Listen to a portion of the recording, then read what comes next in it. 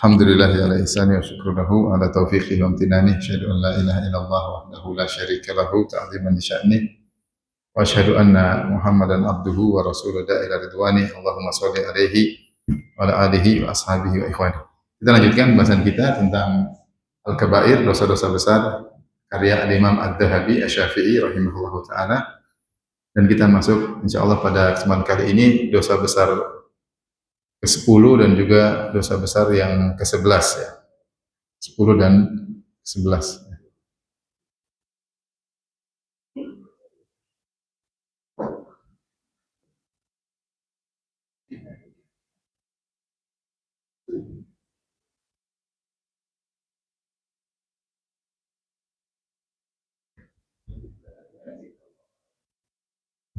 Adapun dosa besar yang ke-10 adalah berbuka puasa di bulan Ramadan tanpa uzur, tanpa ada rukhsah. Ya, kita tahu bahwasanya puasa adalah ibadah yang sangat dimuliakan oleh kaum muslimin. Bahkan kita dapati sebagian orang Islam tidak sholat tapi puasa ya. Tidak sholat tapi dia puasa, padahal sholat jauh lebih agung daripada puasa. Ya. Tetapi sudah menjadi tradisi kaum muslimin bahwasanya mereka terkadang lebih mengutamakan puasa daripada sholat, sampai mereka tidak sholat yang penting mereka puasa. Mungkin sebabnya diantaranya puasa setahun sekali sehingga mereka kuat untuk puasa meskipun tidak sholat. Dan meninggalkan puasa boleh jika ada uzur. Ya, ada uzur seperti safar atau sakit ya. Seperti firman Allah Subhanahu wa taala, "Wa man kana minkum maridan aw ala safarin fa iddatun min ayyamin ukhra." Siapa di antara kalian yang safar atau sedang sakit, maka diganti di hari yang lain. Silakan berbuka ya. Atau ya ada uzur-uzur tertentu yang buat seorang tidak bisa berpuasa. Jadi masalah adalah jika berpuasa atau berbuka puasa tanpa uzur. Jadi kalau buka puasa tanpa uzur, ya. Buka puasa ada dua model. Pertama karena uzur, karena ada uzur diantaranya tadi apa? Sakit dan safar. Yang kedua tanpa uzur. Tanpa uzur. Nah, ini adalah dosa besar. Dosa besar. Dalilnya banyak sisi ya. Al-Imam Adz-Dzahabi menyebutkan banyak sisi dari kenapa berbuka puasa tanpa uzur dosa besar. Tapi saya sebutkan di antara satu dalil, saya bacakan hadisnya dari Abu Umamah radhiyallahu anhu, beliau berkata, "Sami'tu Rasulullah sallallahu alaihi wasallam, aku mendengar Rasulullah SAW bersabda, baina ana na'imun id atani rajulani fa akhadha bi dhab'ayya fa ataya bi jabalan wa'ran fa qala is'ad." Ketika saya sedang tidur, tahu-tahu ada dua orang datang dan memegang tanganku, lenganku, kemudian membawa aku menuju ke sebuah gunung yang terjal. Lalu dua orang ini berkata, naiklah atau panjatlah gunung tersebut. Faqultu innilah utiquhu. Kata Nabi, saya tidak mampu naik gunung terjal seperti ini. Faqala inna sanusahhiluhu laka. Kami akan mudahkan engkau untuk bisa naik gunung. Fasa'attu, aku pun naik gunung.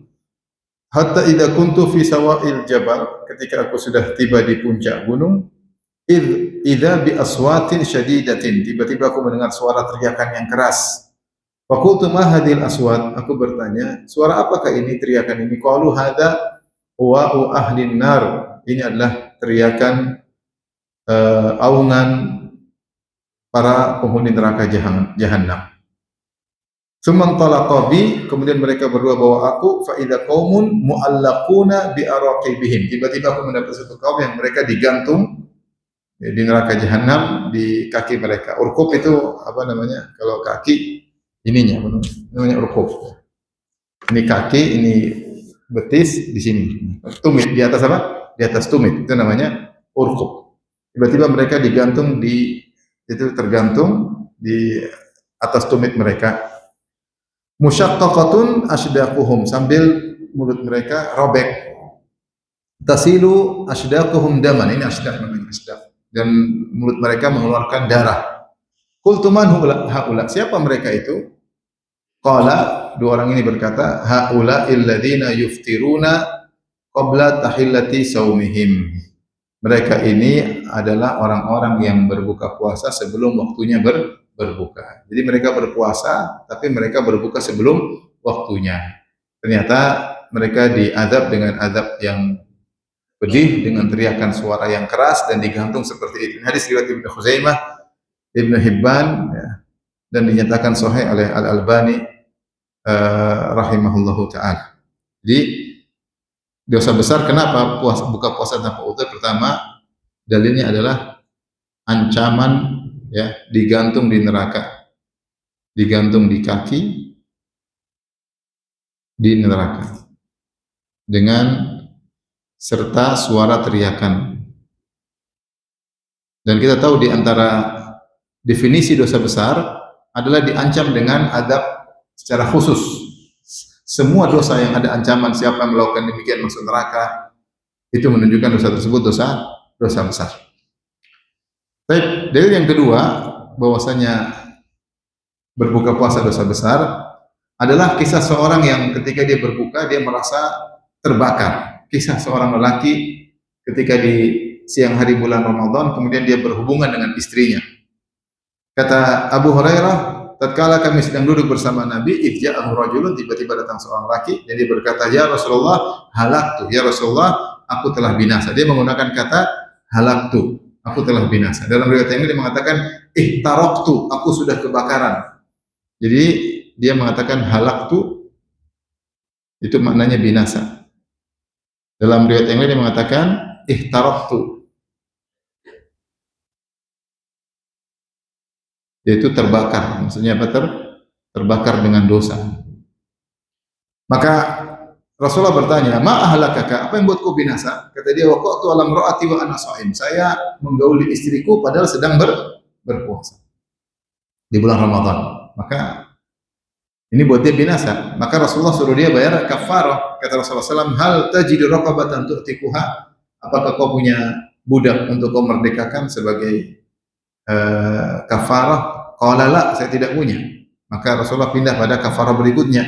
Fahal tastati' an tasuma syahraini mutatabi'ain? Apakah kau mampu untuk berpuasa 2 bulan berturut-turut? Tidak boleh ada boleh bolongnya, enggak ada boleh liburnya. Kata dia, la, tidak mampu. Jangankan 2 bulan, ini sebulannya sudah batal tengah jalan, apalagi 2 bulan berturut-turut. Ya. Dia bilang tidak mampu. Baik, Rasulullah pindah kepada pilihan ketiga, fahal tajidu it'ama sittina miskinan, kau bisa kasih makan 60 fakir miskin? Qala la, kata dia tidak ada. Maka Nabi SAW, Rasulullah pun diam karena 3 pilihan tidak bisa dilakukan, memberikan budak tidak bisa, puasa 2 bulan berturut-turut tidak bisa, memberi makan fakir miskin 60 orang tidak bisa. Maka Rasulullah biarkan, tiba-tiba didatangkan 2 atau keranjang besar isinya korma, bi araqin wal araq miktal, korma banyak. Kata Rasulullah, aina sa'il, mana tadi yang bertanya? Kata dia, saya Rasulullah. Kata Rasulullah, khudha, ini ambil korma dari saya, ambillah untuk bayar kafarahmu. Fatasaddaq, bersedekahlah untuk 60 orang fakir miskin karena korma di keranjang besar.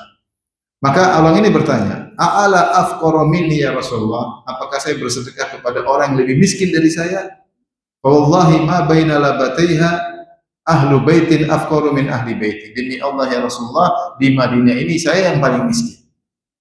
Kata Rasulullah tertawa, hatta badat anyabuhu, sampai terlihat gigi taring beliau, dia tertawa. Summa qala at'imhu ahla, kalau gitu sedekahkan buat keluargamu. Rasulullah kenapa tertawa? Karena orang ini waktu datang ketakutan, saya binasa, terus suruh bayar kafarah nggak bisa, terus dikasih korma suruh bayar kafarah, ternyata kormanya buat keluarga dia sendiri. Jadi datang ketakutan, pulang menyenangkan, karena dapat bonus apa korma. Tapi antum jangan coba-coba, ini kasusnya sendiri. Tapi intinya mau saya, ketika dia melakukan pelanggaran, dia mengatakan halak tuh saya binasa. Rasulullah membenarkan bahwasanya kau berbuka puasa di bulan Ramadan itu kebinasaan. Dan dia mengatakan ihtaraq tuh saya terbakar, itu juga menunjukkan kebinasaan Rasulullah. Dalam riwayat yang lain kata Rasulullah SAW, ainal muhtariq, mana orang yang terbakar tadi? Berarti Rasulullah membenarkan perkataan dia, saya terbakar karena dia melakukan dosa besar. Ini isyarat kepada api neraka, bahwasanya sengaja berbuka di bulan Ramadan bisa membuat orang terbakar oleh api api neraka. Baik. Datang dalam satu hadis, ya, dalam satu hadis, tapi hadisnya dhaif kata Az-Zahabi rahimahullahu taala, bahwasanya siapa yang sengaja berbuka tidak akan bisa diqadha. Az-Zahabi berkata, qala Nabi sallallahu alaihi wasallam, man aftara yawman min Ramadan min ghairi udhrin wala rukhsatin lam yaqdihi siyamud dahri walau shamahu. Nabi bersabda, siapa yang berbuka puasa di siang hari bulan Ramadan tanpa ada uzur, tanpa ada keringanan, maka meskipun dia puasa setahun tidak akan bisa menggantikannya. Kata Az-Zahabi, wa hadza lam yathbut. Namun hadis ini hadis dhaif. Hadis dhaif. Hadis lemah sehingga tidak bisa dijadikan dalil dalam hukum. Dari sini khilaf di kalangan para ulama hukum orang yang berbuka puasa tanpa uzur. Kita lanjutkan ya. Hukum orang yang berbuka puasa. Ya, qadha, hukum qadha puasa qadha karena buka puasa. Puasa Ramadan. Baik, jika berbukanya karena uzur,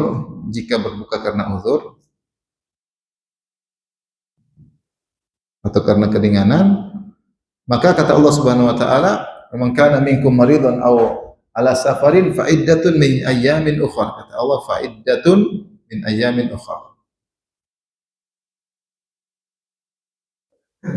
Min ayyamin ukhra, diganti di hari-hari yang lain. Diqadha di hari-hari yang lain, maksudnya selain Ramadan, Ini jelas sepakat para ulama jika dia ini ijma ulama. Bahwasanya jika seorang berbuka puasa tanpa atau dengan uzur syar'i, maka dia ganti di hari-hari yang lain. Sekarang jika dia berbuka tanpa uzur,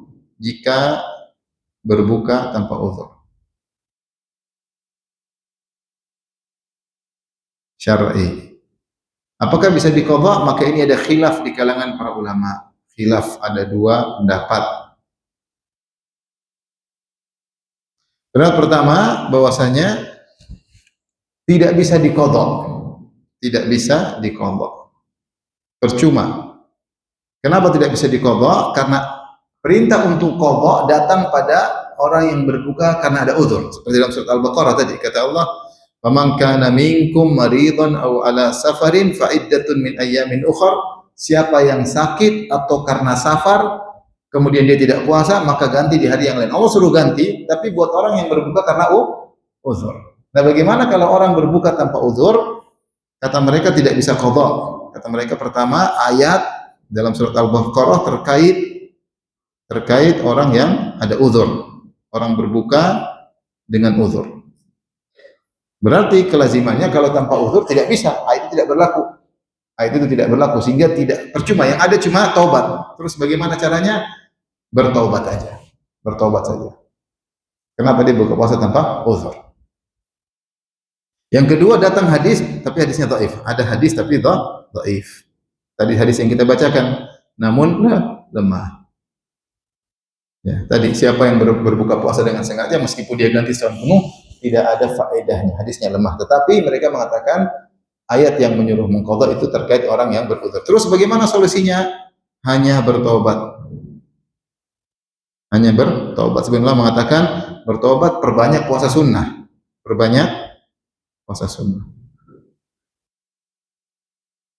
Maka bagi pendapat sekelompok ulama, ini pendapat mazhab Zahiriyah yang dipilih kalau nggak salah Ibnu Taimiyah dan juga sebagian salaf, mereka mengatakan tidak ada qadha. Ada hadis tapi hadisnya lemah tapi maknanya benar.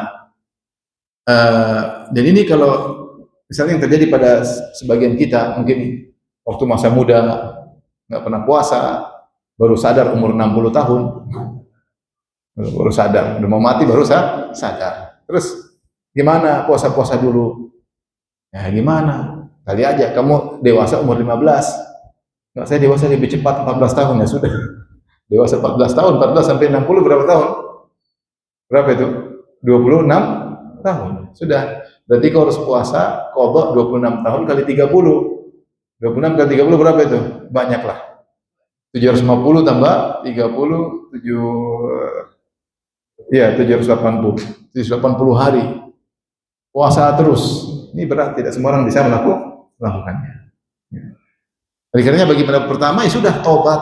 Kalau tobat kepada Allah semuanya diampuni, tidak harus qadha karena kau berbuka dengan sengaja. Ini pendapat pertama. Pendapat jumhur, ingat ini khilaf, harus diqadha. Harus diqadha. Ini pendapat mayoritas ulama. Mereka bilang, bagaimana dengan ayat kata mereka? Ayat terkait orang yang ada uzur.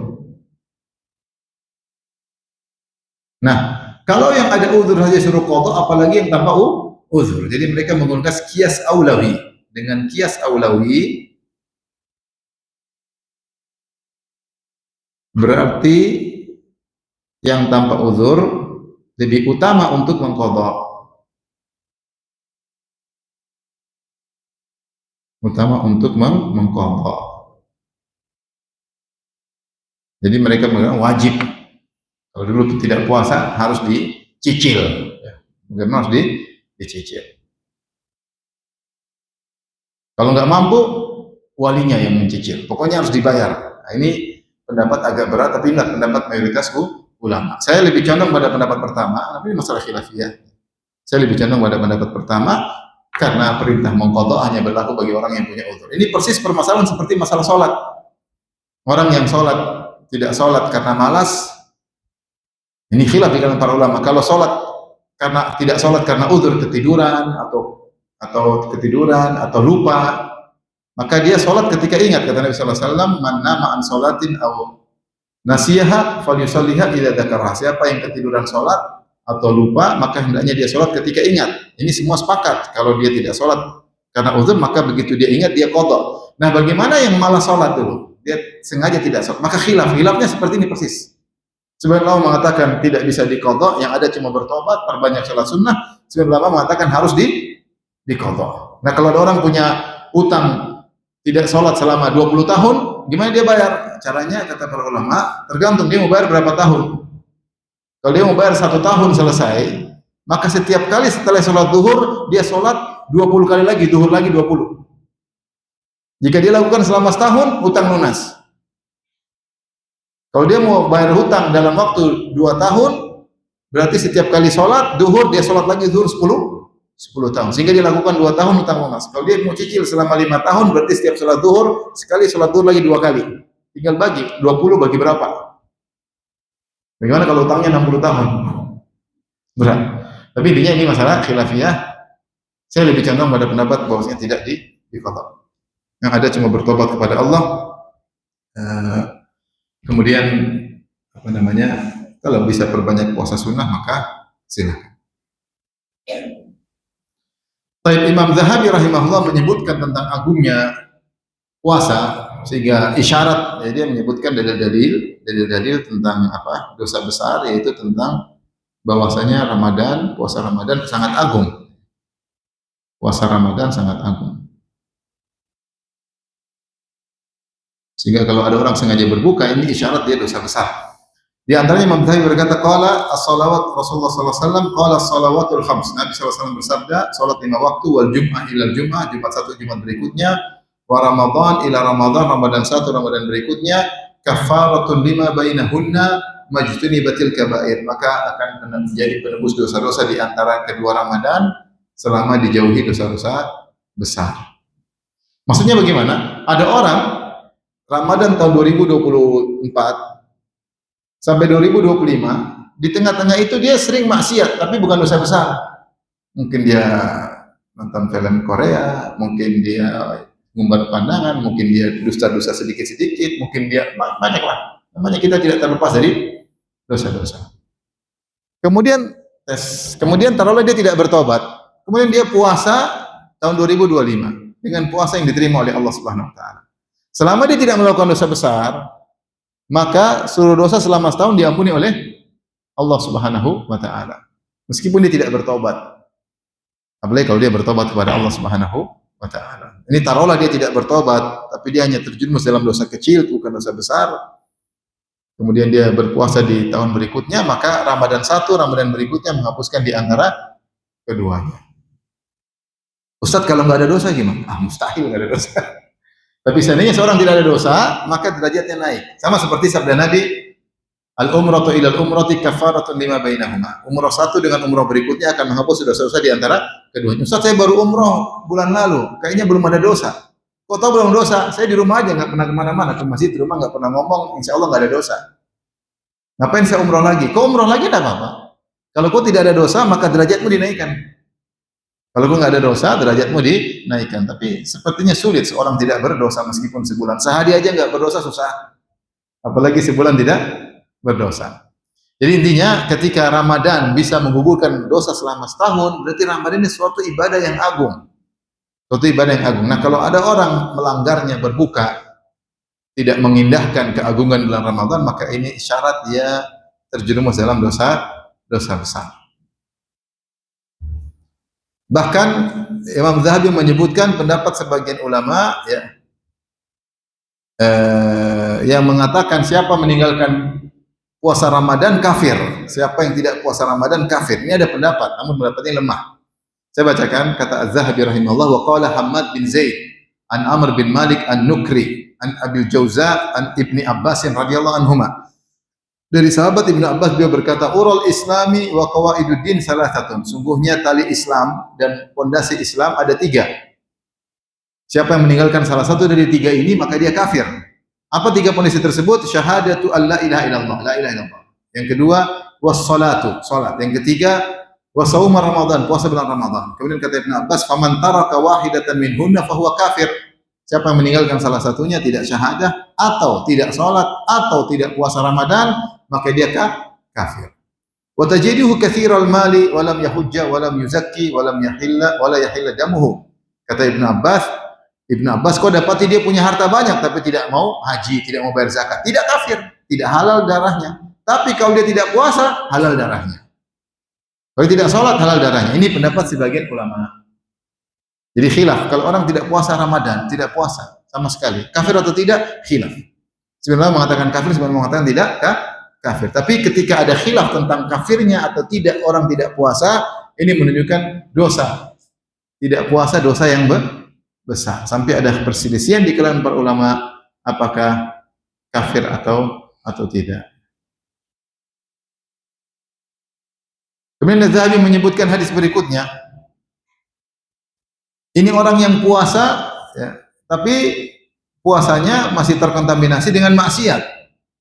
Kata Nabi sallallahu alaihi wasallam, "Man lam yada' qaulaz zur wal amala bihi wal jahla, fala hajata lillahi bi an yada'a at-ta'am wa syarab." Siapa yang ketika puasa tidak bisa meninggalkan dusta dan masih mengerjakan perbuatan dusta dan kejahilan, maka Allah tidak butuh dia lapar dan dahaga. Allah tidak butuh dia lapar dan dahaga. Ini ancaman bagi orang yang puasa tapi masih terkontaminasi puasanya dengan maksiat. Itu saja kata Nabi, Allah tidak butuh dengan puasanya. Apalagi yang tidak puasa sama sekali. Apalagi yang tidak puasa sama sekali.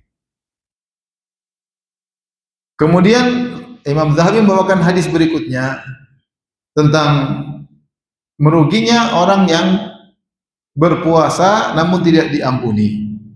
Ini celaan bagi orang-orang yang puasanya tidak beres. Jadi, mungkin kita sebutkan di antara sisi pendalilan Imam Zahabi membawakan, yaitu ruginya orang yang puasa tapi puasanya tidak beres.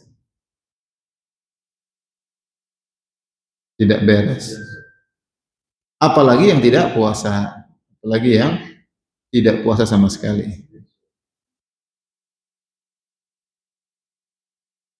Baik.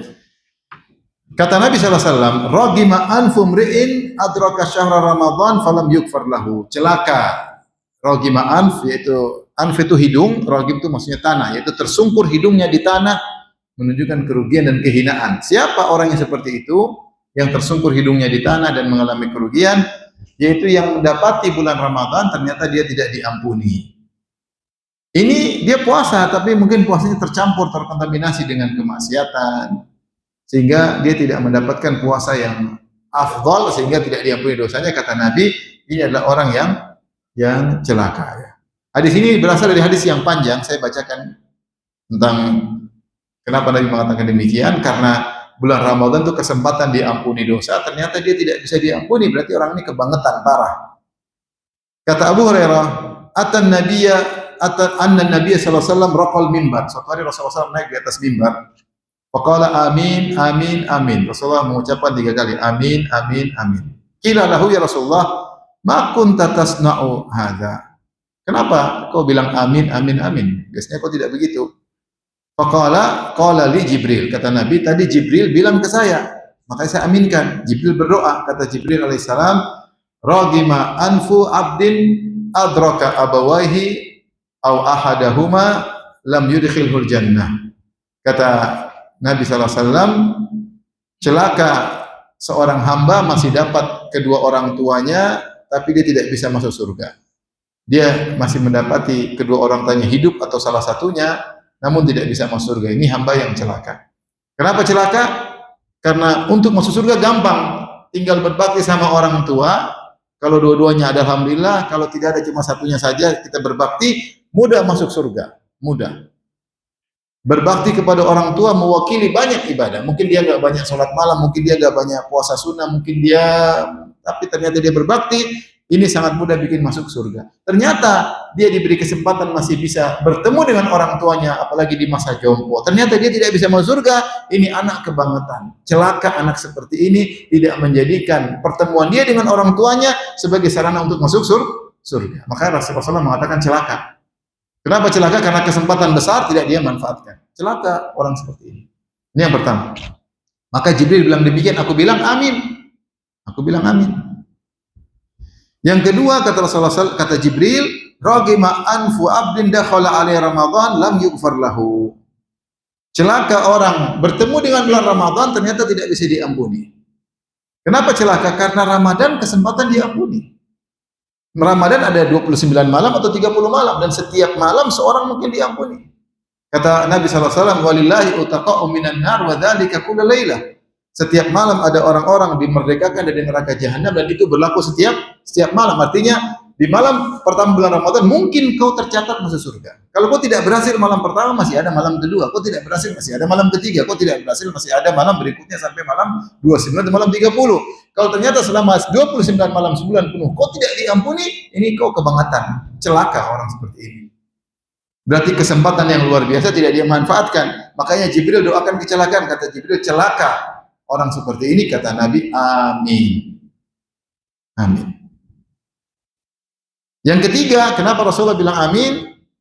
Kata Jibril alaihissalam, ragima anfu mri'in dzukirta indahu falam yusalli alaik. Celaka orang yang disebut namamu, itu disebut Muhammad, kemudian kau tidak bilang sallallahu alaihi wasallam.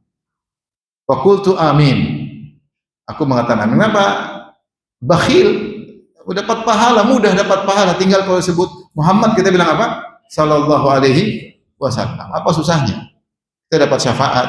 Kata Allah Subhanahu wa taala, kata Nabi sallallahu alaihi wasallam, man shalla alayya salatan wahidan sallallahu alaihi asyarah. Siapa yang berselawat kepadaku sekali, Allah berselawat kepadanya 10 kali. Maka sungguh orang yang pelit ketika disebutkan nama Muhammad SAW kemudian tidak bersolawat. Ya, ini dalil dari isyarat dari Az-Zahabi rahimahullahu taala bahwasanya orang yang sempat berpuasa bulan Ramadan tidak diampuni, ini celaka. Bagaimana lagi yang tidak puasa sama sekali? Bagaimana yang tidak mau puasa? Bagaimana lagi yang berpuasa kemudian dia berbuka? Dia berpuasa kemudian dia berbuka. Maka ini semua menunjukkan siapa yang berbuka tanpa uzur, maka dia telah melakukan dosa besar. Di akhir pembahasan, Al-Imam Adz-Dzahabi berkata, wa indal mu'minin muqarrarun anna man taraka shaum Ramadan bila maradin wala gharadin annahu syarrun minaz zani. Di sisi kaum mukminin telah terpatri secara umum, kaum mukminin merasakan siapa yang meninggalkan puasa bulan Ramadan tanpa sakit, tanpa ada sebab, maka dia lebih buruk daripada orang yang berzina. Wal makas, lebih buruk daripada penarik pajak. Wa mudminil khamar, lebih buruk daripada yang minum khamar. Bal yashukuna fi islamihi, bahkan mereka ragu orang ini Islam atau tidak, kok tidak puasa.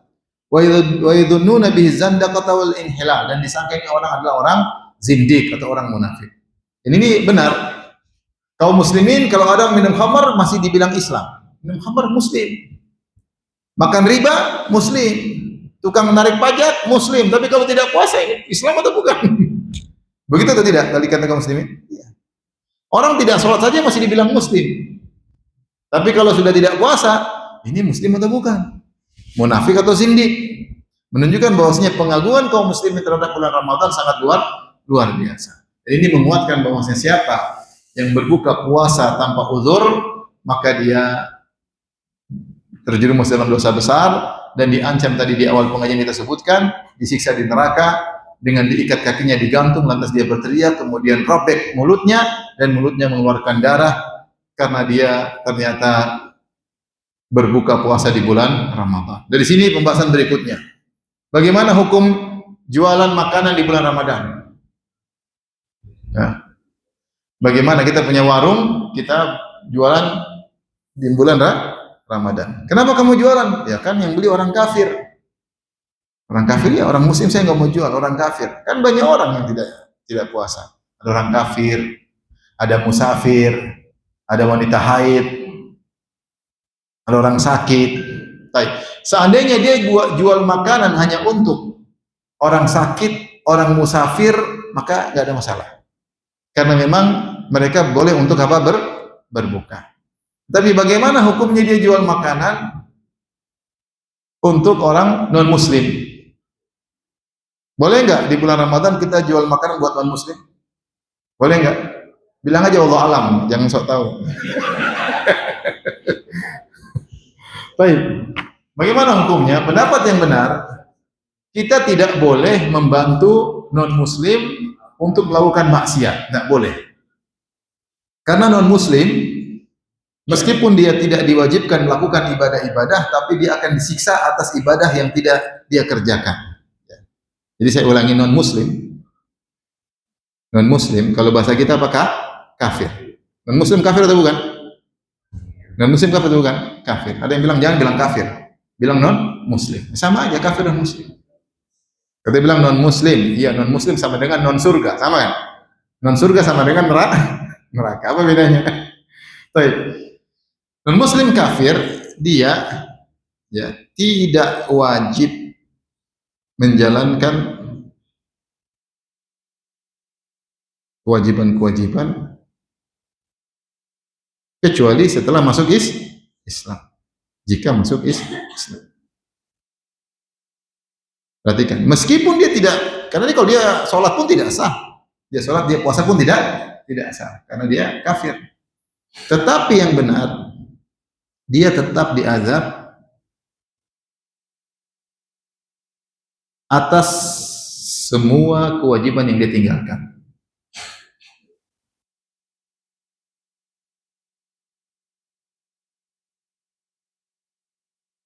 Dalilnya Allah berfirman dalam surat Al-Mudaththir, ma salakakum fi saqar, qalu lam nakul minal musallin wa lam nakun nut'imul miskin. Surat Al-Mudaththir, mulai surat Al-Mudaththir dalilnya, Quran surat Al-Mudaththir ayat 42 sampai ayat 46. Saya bacakan. Allah berfirman, di hari kiamat kelak penghuni surga ngobrol sama penghuni neraka. Kata penghuni surga, Ustaz bagaimana cara ngobrolnya? Kan neraka jauh, yang urusan di akhirat. Pakai video call, kayak pakai terserah, itu urusan akhirat. Tapi mereka ngobrol. Apa kata penghuni surga? Masalah kekum fi saqar. Apa yang buat kalian masuk neraka saqar? Mereka mengatakan, qalu lam nakum minal musallin. Kami dulu tidak sholat. Perhatikan. Kata mereka, kenapa masuk neraka? Katanya apa? Tidak sholat. Ini orang musyrikin padahal. Lam nakum minal shalim, wa lam nakun nut'imul miskin. Tidak kasih makan fakir miskin. Fakir miskin. Wa kunna nakhudhu bi yaumiddin. Kunna nakhudhu ma'al khaidin. Kami dulu ngejek Islam.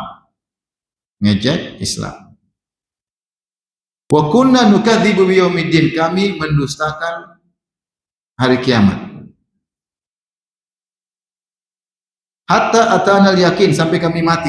Kami mati. Lihat, disebutkan mereka diadab di neraka sebab 4 dosa. Pertama, tidak sholat. Yang kedua, tidak kasih makan fakir miskin. Yang ketiga, ngejek agama. Yang keempat, mendustakan hari kiamat. Kalau kita lihat, dosa ketiga dan keempat ini kufur. Tapi ternyata mereka tidak diadab gara-gara ini aja. Tidak hanya kekufuran, tapi ternyata mereka diadab juga karena perkara yang lain, yaitu karena tidak sholat dan tidak kasih makan fakir miskin. Berarti orang kafir itu diadab bukan cuma masalah kekufurannya aja, tetapi detail-detail kewajiban yang mereka tinggalkan juga menjadikan sebab mereka diadab. Ini ayat yang pertama. Ayat yang lain Allah mengatakan,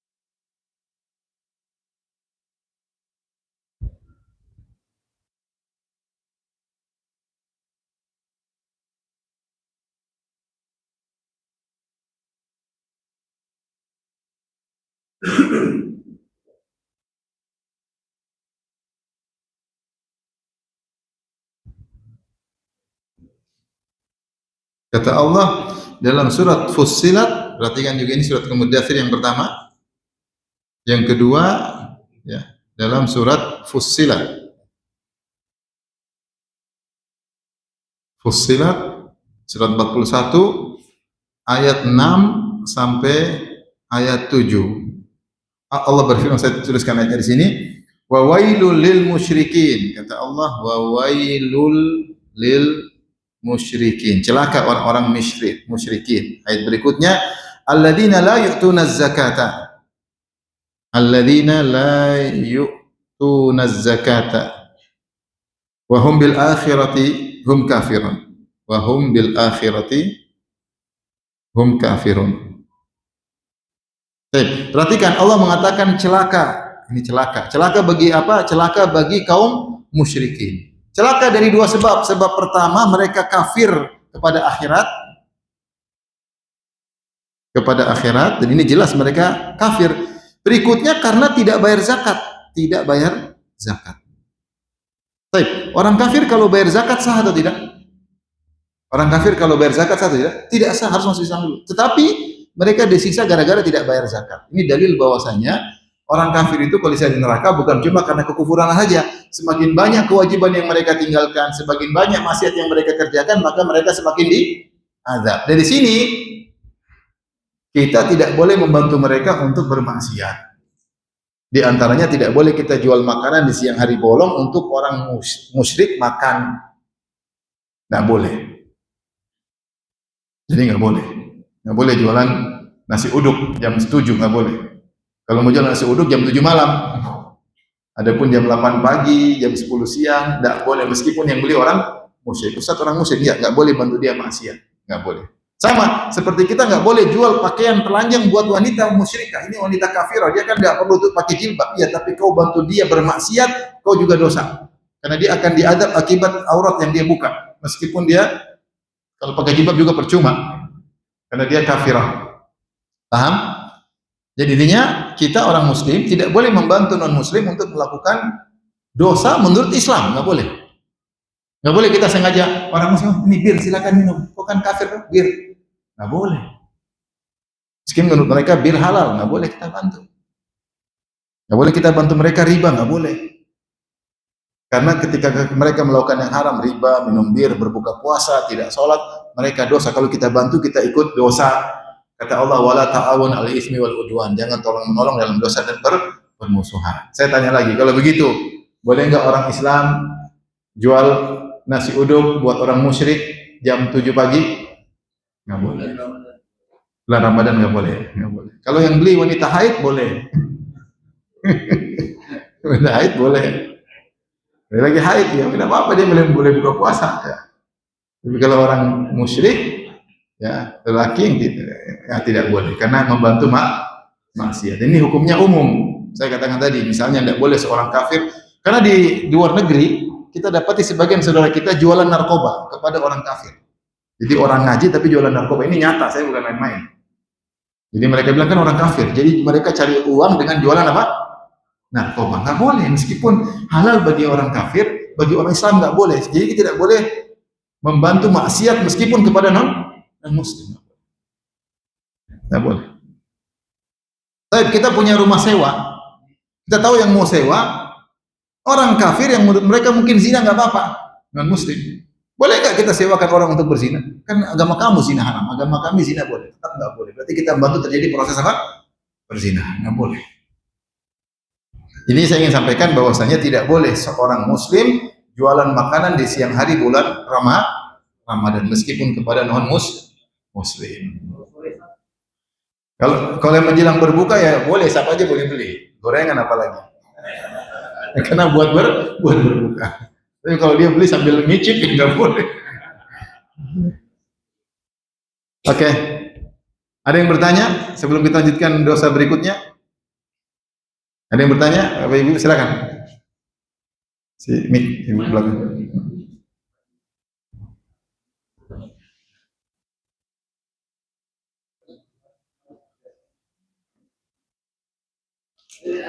Assalamualaikum warahmatullahi wabarakatuh. Silakan, Mbak.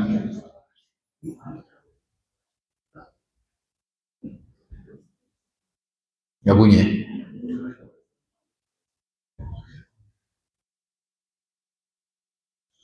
Oke, sementara nggak apa-apa. Suaranya dikerasin aja. Atau agak maju dikit.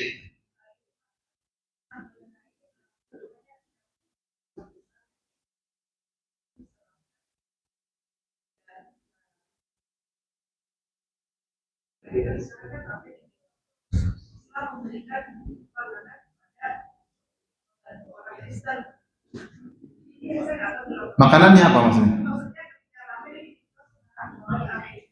Ya. Hmm.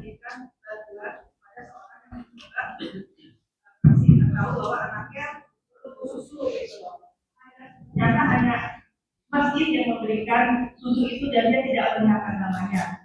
Bagaimana itu? Oh, kalau membantu sesama kaum muslim, sesama kemanusiaan tidak apa-apa. Walaupun muslim kita dapat pahala. Membantu non muslim kalau untuk kemanusiaan bukan untuk maksiat kita dapat pahala. Dalilnya Allah berfirman, wa yut'imuna at'ama 'ala hubbihi miskinan wa yatiman wa asira. Innama nut'imukum liwajhillah. Allah memuji para penghuni surga. Kata Allah, mereka memberi makan kepada fakir miskin, ala ta'ama 'ala hubbi miskinan, anak yatim dan asir. Asir itu tawanan perang. Tawanan perang itu beda agama, tapi ketika dikasih bantuan dapat pahala. Ini ijma bahwasanya kalau kita bantu non muslim sosial, kita dapat pahala. Yang kita tidak boleh bantu dia untuk maksiat, nggak boleh. Ya paham ya? Jadi beda ya? Beda ya. Jadi kalau kasih susu, kasih siapapun nggak ada masalah. Nah, silakan. Waalaikumsalam warahmatullahi wabarakatuh. Salam warahmatullahi wabarakatuh.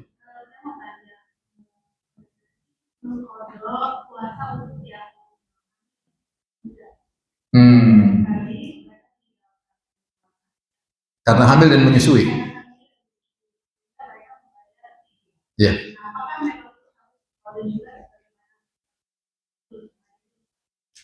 Ini masalah khilaf yang kuat. Ada khilaf di kalangan para ulama. Ada yang bilang harus qadha, ada yang mengatakan tergantung. Bisa qadha plus fidyah, ada yang mengatakan fidyah saja. Ya. Jadi secara umum uzur untuk tidak berpuasa ada dua ya. Perhatikan ini, uzur tidak berpuasa ada dua. Ada dua model. Model pertama, uzur yang bisa hilang. Model yang kedua, uzur yang tidak bisa hilang. Uzur yang bisa hilang, contohnya adalah apa? Sakit, nanti bisa sembuh, ya enggak? Kemudian safar, nanti bisa mukim. Ini namanya uzur yang bisa apa? Hilang. Haid, nanti bisa suci. Nifas juga nanti bisa apa? Suci. Ini semua contoh-contoh uzur yang bisa hilang. Untuk uzur yang bisa hilang, maka kafarahnya atau bayarnya dengan qadha. Dengan apa? Qadha. Paham? Uzur yang tidak bisa hilang, misalnya tua, nggak bisa muda lagi. Udah selesai, udah tua. Nggak kuat puasa, tua, nggak bisa muda lagi. Kemudian penyakit menahun misalnya, yang menurut dokter ini sulit untuk sembuh. Dia ginjal, dia penyakit sudah susah. Seperti ini uzur yang tidak hilang, maka ini dengan fidyah. Paham? Fidyah. Nah, ketika kita berbicara tentang di tengah-tengah hamil dan menyusui, hamil atau menyusui, maka khilaflah para ulama, mau diikutkan ke sini atau mau diikutkan ke sini. Mau ikut mana nih? Sebenarnya mengatakan secara kias kita mestinya ikutkan ke qadha. Karena menyusui bisa selesai, hamil juga bisa tidak hamil lagi. Maka wanita hamil dan menyusui harusnya secara kias, harusnya kalau tidak hamil tidak menyusui dengan qadha. Namun masalahnya jadi ribut karena ada fatwa dari Ibnu Umar dan Ibnu Abbas bahwasanya hamil dan menyusui dengan bayar fidyah. Saya sendiri lebih cenderung kepada pendapat yang ini, bahwasanya hamil dan menyusui bayar fidyah, terutama wanita yang tidak mampu. Ada wanita yang Masya Allah produktivitas ya, tahun ini hamil, tahun depan menyusui, tahun depan hamil lagi, tahun depan menyusui. Ternyata menyusui 2 tahun, habis 2 tahun hamil lagi, habis hamil lagi menyusui 2 tahun lagi. Dia sampai tidak puasa bisa 7 tahun, bisa 8 tahun. Jadi anak pertama menyusui 2 tahun, sudah berapa? 3 tahun. Anak kedua menyusui lagi 2 tahun, sudah 6 tahun. Anak ketiga lahir setahun hamil, 2 tahun menyusui, sudah 9 tahun. Anak keempat 12 tahun.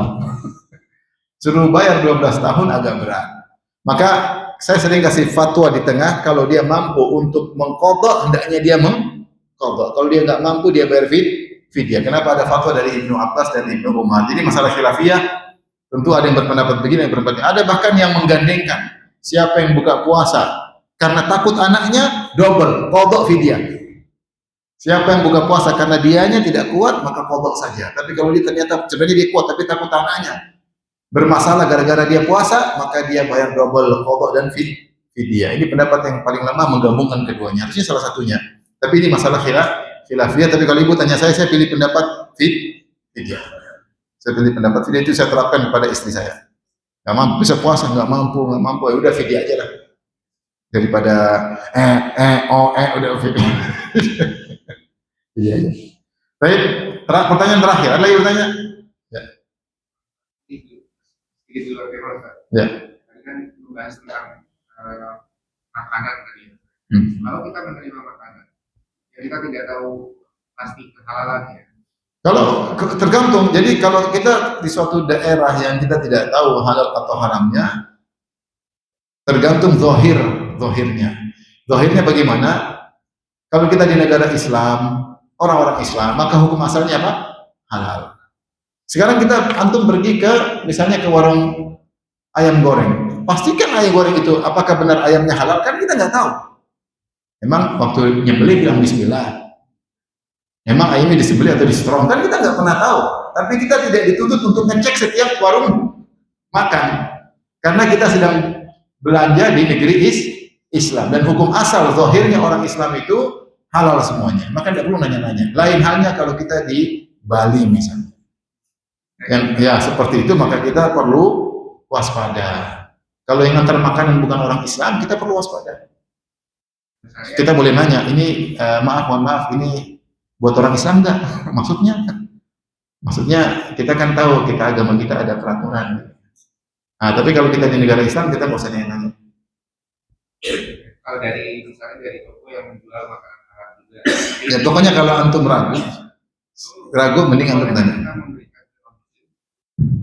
Kita memberikan ke non-muslim. Kita berikan kepada non muslim ya. Itu jadi bantu maksiat gitu. Kasih babi gitu maksudnya. daripada enggak usah. Ini khamr haram buat kamu aja ya. Ini enggak usah. Tapi kita lanjut. Dosa berikutnya. Dosa besar berikutnya al-firar minaz zahf, adalah kabur dari medan pertempuran. Kabur dari medan pertempuran.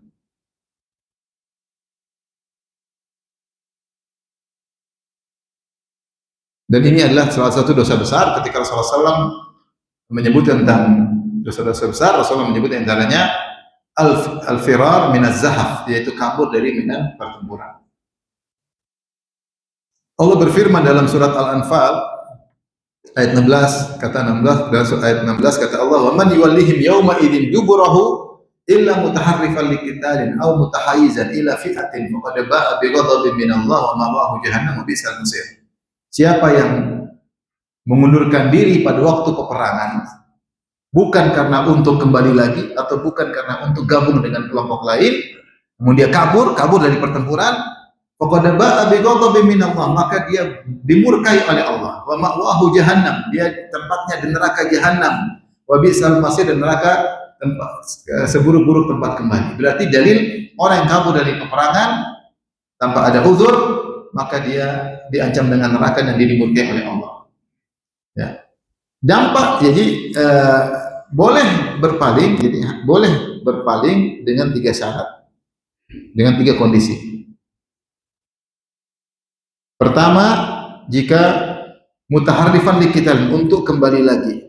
Tapi ini karena strategi aja. Itu strategi. Dia balik kemudian dia serang lagi dari belakang. Ini boleh. Karena dia strategi perang. Dia bukan kabur, strategi perang. Kalau illa mutaharrifan liqitalin aw mutahayyizan, kedua untuk gabung dengan grup lain. Dia tahu dia bahaya, dia nggak bisa sendiri, dia harus kabur, panggil grup lain, serang kembali. Ini tentu namanya bukan kabur. Ini tidak mengapa. Atau yang ketiga, ya, jika ternyata musuh lebih dari 2 kali lipat, jumlah musuh lebih dari 2 kali lipat, ini boleh. Kata Allah dalam surat Al-Anfal, "Al-ana khaffafallahu ankum wa alima anna fikum dha'fa fa iyyakum minkum mi'atun sabiratun yaghlibu mi'atain wa iyyakum minkum alfun yaghlibu alfain bi idznillah wallahu ma'as sabirin." Kata Allah, dahulu 1:10 enggak boleh kabur. Tetapi sekarang Allah tahu kalian lemah. Fa iyyakum minkum mi'atun sabiratun yaghlibu mi'atain. Kalau kalian punya 100 pasukan yang sabar, kalian bisa mengalahkan 200. Wa iyyakum minkum alfun, kalau kalian punya 1000 pasukan yang sabar, kalian bisa mengalahkan 2000. Allah ma'as sabirin, Allah bersama orang sabar. Para ulama mengambil faedah dari surat Al-Anfal ini bahwasanya kalau musuh 3 kali lipat boleh kabur. Karena kita tidak ingin mati konyol. Jadi bahan tertawaanmu musuh. Jihad untuk menang, bukan untuk mati konyol. Maka 3 kondisi ini membolehkan orang untuk lari dari pertempuran. Pertama, untuk strategi serang kembali, yang kedua untuk gabung dengan grup lain serang lagi, yang ketiga karena tidak memungkinkan. Maka dia kabur karena percuma. 1 lawan 100 ya pasti mati. Hanya bikin mereka senang-senang, justru mereka tertawa membuat kita tewas kalau dalam peperangan. Adapun kalau dari 3 ini, maka dimurkai oleh Allah, masuk neraka jahanam. Di antara hikmah, ya, saya sebutkan di sini, misalnya bahaya orang yang ada 4 bahaya, bahaya atau mudarat, dampak buruk lari dari medan pertempuran, medan perang. Ini mungkin bapak-bapak yang baru hadir, ibu yang baru hadir, kenapa kita tulis begini? Karena pertemuan berikut ada ujian. Jadi saya capek-capek tulis ini karena nanti ini bahan ujian ya. Selanjutnya. Dampak buruknya yang pertama adalah ya, mengurangi kekuatan. Mengurangi kekuatan. Kalau perang ternyata ada yang mundur, Ini bahaya. Tadinya kita. Yang kedua, mental pasukan jatuh. Mental pasukan jatuh. Pada akhirnya mental jatuh dan bisa ikut kabur,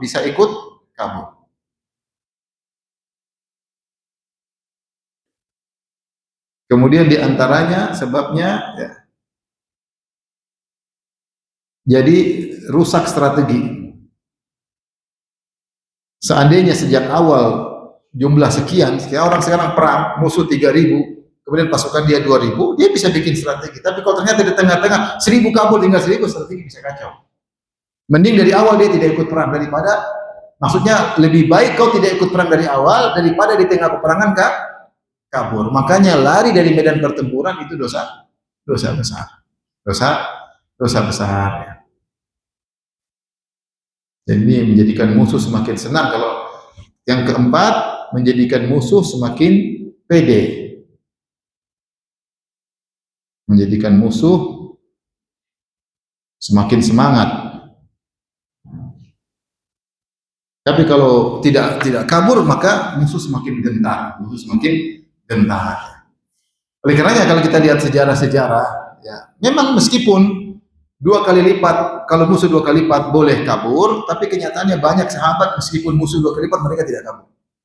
Mereka tetap melawan. Allah berfirman, "Kam min fi'atin qalilatin ghalabat fi'atan katsiratan biidznillah." Betapa banyak kelompok sedikit mengalahkan jumlah yang banyak. Tapi kalau kabur boleh. Di antara strategi yang nyata ketika perang Mu'tah disebut dengan Jaisyul Umara, yaitu pasukan para amir. Kenapa disebut pasukan para amir? Karena baru sekali dalam sejarah Nabi, ketika Nabi utus pasukan perang, Nabi langsung tunjuk 3 amir. Karena perang sangat berbahaya. Kata Nabi, yang jadi amir adalah Zaid bin Harithah. Fa in qutila Zaidun fa Ja'far. Kalau Zaid tewas, meninggal, maka ganti dengan Ja'far bin Abi Thalib.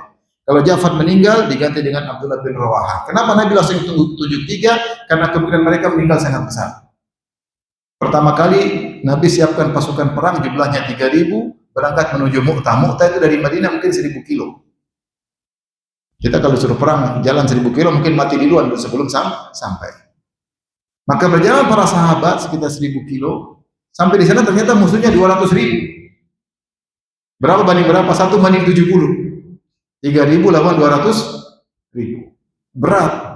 Tapi sahabat tidak gentar. Mau kirim pasukan, bilang Nabi kirim pasukan bantuan, nggak mungkin. Kapan pergi, kapan balik, terlalu jauh. Udah secepat apapun butuh berhari-hari untuk sampai ke kota Madinah. Kapan pasukan bisa datang? Akhirnya terjadi peperangan. Tapi kaum muslimin benar-benar tidak gentar. Maka Zaid meninggal dunia. Dan benar sebagai nasihat Nabi, kalau Zaid meninggal diambil oleh siapa? Ja'far bin Abi Thalib. Kemudian dia maju, dia perang sampai kemudian tangannya terputus, dia pegang dengan tangan kiri bendera peperangan, terputus, dia pegang dengan keduanya, tangannya habis, dia pun mati. Radhiyallahu ta'ala anhu. Dan ditemukan dalam tubuhnya ada 80 bekas luka akibat tombak, akibat panah, akibat pedang. 80 semuanya di depan, nggak ada di belakang. Menunjukkan dia tidak pernah balik meskipun 1 detik, nggak pernah. Semua luka di bagian apa? Depan. Maksud kalau kita baca kisah bagaimana para sahabat lukanya banyak dan mati-mati, berarti mereka sampai titik darah penghabisan mereka bertempur. Mungkin kalau kita ikut perang ditemukan 1 luka langsung mati. Sahabat luka masih perang.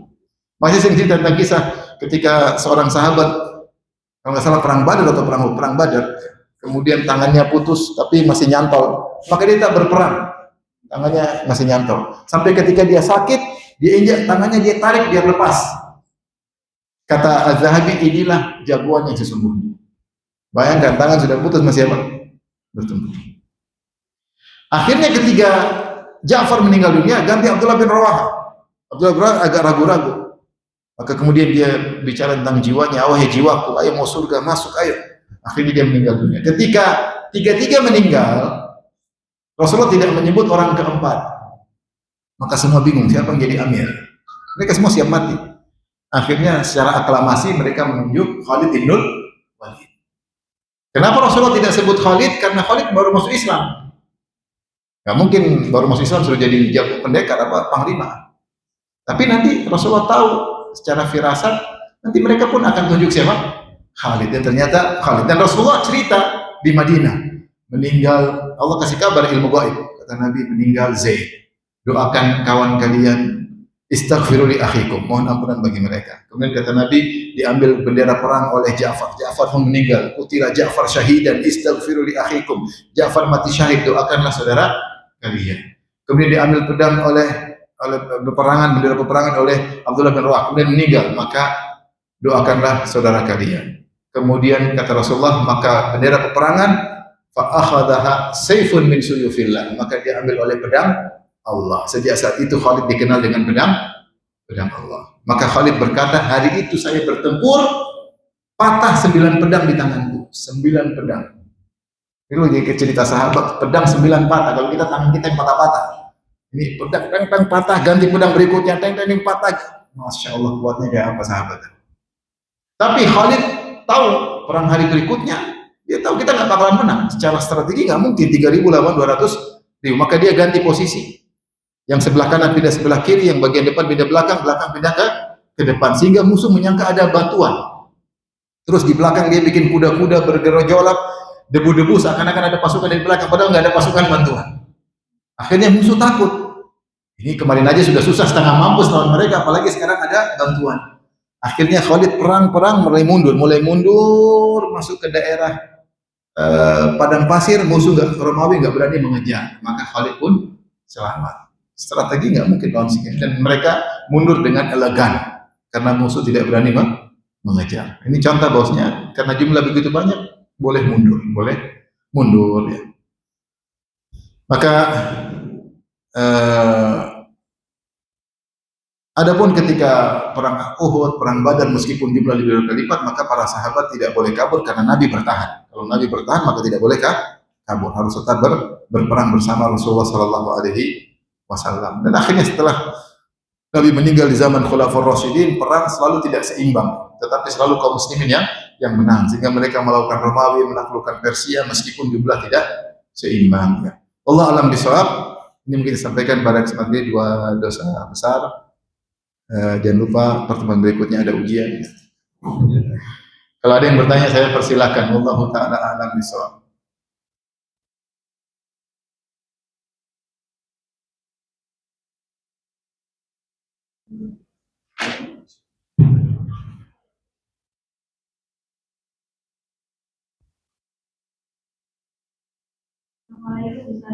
Assalamualaikum.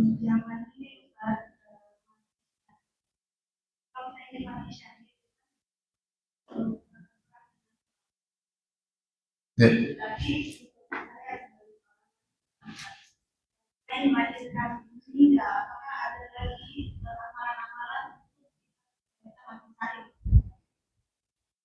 Mati syahid sebab ada sekitar 20 selain perang.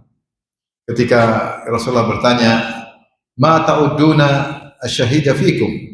Menurut kalian siapa yang syahid? Kata sahabat, yaitu orang syahid adalah orang yang keluar berperang atau meninggal di jalan pertempuran. Kata Rasulullah SAW, "Idzan syuhada'ukum qalil." Kalau gitu yang mati syahid kecil sedikit. Maka Rasulullah sebutkan ada sekitar 20 sebab, dikumpulkan oleh Syekh Albani rahimahullah dalam kalau nggak salah Ahkamul Janaiz tentang sebab-sebab mati syahid, antaranya rata-rata terkait dengan penyakit. Al-Gharik syahid, yang tenggelam mati syahid. Al-Harik, yang terbakar meninggal juga mati syahid. Sahibu Al-Baqin, yang meninggal karena sakit perut juga syahid. Sahibu Hadmin, yang terkena tabrakan atau kejatuhan maka juga mati syahid ya. Meninggal karena melahirkan juga mati syahid. Rasulullah sebutkan banyak, yang meninggal karena membela hartanya, ada penjudi bela mati syahid. Yang meninggal karena bela istrinya mati syahid. Rasulullah sebutin banyak ciri-ciri yang mati syahid ya. Ibu-ibu ya apa ya, berjuang berbakti sama suami insyaallah sampai mati syahid. Saya mati syahid ya. Ya jadi alhamdulillah pintu-pintu syahadah mati syahid banyak. Intinya kalau seorang kemudian dulu ketika Rasulullah mengatakan al-mat'un syahid, yang kena penyakit taun mati syahid. Sampai sahabat ketika dengar penyakit taun dia nggak mau keluar, dia bertahan di situ. Dia berharap mati dengan apa? Taun. Kalau nggak salah Mu'adz bin Jabal di antara. Ada beberapa sahabat yang ingin mati syahid dengan apa? Taun. Karena mereka perang nggak mati-mati. Ini ada cara mati dengan cara yang lain. Terkena penyakit apa? Taun. Dan akhirnya mereka kena kolera. Ya. Taun mungkin kolera. Akhirnya mereka meninggal. Dan mereka memang berharap itu salah satu cara mereka mati syahid. Ya. Ini ya kalau kita sabar, kita penyakit banyak. Ini penyakit rata-rata bisa dikatakan mati syahid. Allah alam bisawab. Kalau ada orang naik pesawat mau ke negeri kafir main judi, kemudian pesawatnya meledak, mati syahid, mati konyol. Mati konyol meskipun terbakar. Mati konyol ya. Ya, mati konyol. Ya. Tapi maksudnya yang mati itu orang yang beramal soleh tahu-tahu terbakar misalnya. Seperti saya pernah ke Madinah. Kan Madinah itu sering terjadi kebakaran karena musim panas listriknya itu saya sudah bahkan apartemen saya pernah kebakaran. Jadi Madinah itu kalau konslet dia tidak mati, tidak seperti kita mati. Sudah nyala, napi dan nyala, listrik nggak mati. Makanya apartemen saya pernah kebakaran ya. Akhirnya saya pergi ke tempat pemadam kebakaran, ditulis itu Asma'us Syuhada, nama-nama orang yang mati syahid. Ternyata banyak pekerja pemadam kebakaran yang meninggal gara-gara ikut terbakar, gara-gara menolong orang, dan mereka berani-berani karena mereka tahu terbakar ini juga mati apa? Syahid, demi menolong orang lain. Sehingga tulis Asma'us Syuhada, nama-nama orang yang mati syahid. Mereka kerja dengan semangat. Silakan Pak. Mati syahid itu hukumnya masuk surga langsung. Masuk surga, cuma kita tidak bisa pastikan orang itu mati syahid atau tidak. Kita coba mengatakan semoga, kecuali yang Nabi bilang mati syahid. Seperti siapa? Seperti tadi siapa tadi yang meninggal? Zaid bin Harithah, terus siapa?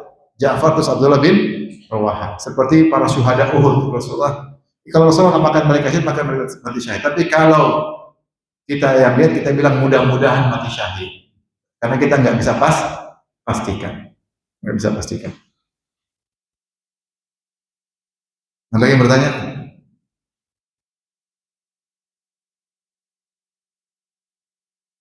Sudah?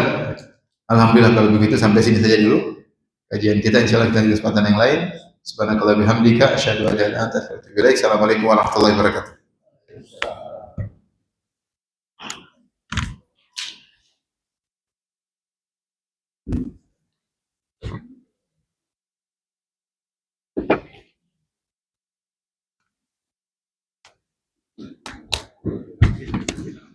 Kabelnya tolong cabut.